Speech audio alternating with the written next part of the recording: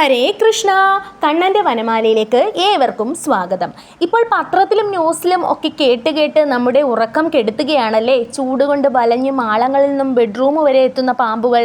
ചേട്ടൻ പറയുമ്പോഴൊന്നും ആദ്യം അത്ര സീരിയസ് ആയി ഞാൻ ഈ വിഷയം എടുത്തിരുന്നില്ല. ഇവിടെ കുറച്ച് ദിവസം കൊണ്ട് പറയുന്നുണ്ട് സിറ്റൗട്ടിലിരിക്കുന്ന ചെടിയൊക്കെ എടുത്ത് മാറ്റണമെന്ന്. ഇപ്പോൾ ഈ പാമ്പുകൾ എൻ്റെയും ഉറക്കം കെടുത്തി തുടങ്ങിയപ്പോഴാണ് ഞാൻ അതിൻ്റെ സീരിയസ്നെസ് മനസ്സിലാക്കിയത്. 100 വട്ടം ബെഡും വീടിൻ്റെ മുക്കും മൂലയൊക്കെ അരിച്ചു പറക്കിയിട്ടാണ് ഇപ്പം ഞാൻ കിടക്കുന്നത്. കമൽ സ്ഥിരമായി ഈ ചെടികളുടെ ഇടയിലെല്ലാം ചെന്ന് പിടിക്കുന്നത് കൊണ്ട് തന്നെ അതിനെയെല്ലാം ഞാൻ പുറത്തെടുത്ത് വെച്ചു.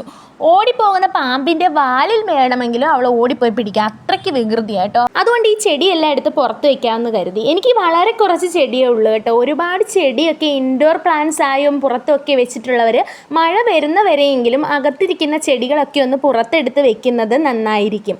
പിന്നെ അടുത്തടുത്തിരിക്കുന്നവയൊക്കെ ഒന്ന് ഗ്യാപ്പ് ഇട്ട് വെക്കാനും ശ്രദ്ധിക്കണം.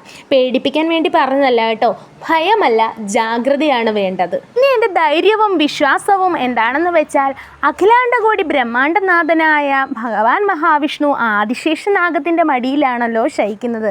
അപ്പോൾ ഭഗവാൻ നോക്കിക്കൊള്ളും എല്ലാം. രാധേശ്യാം.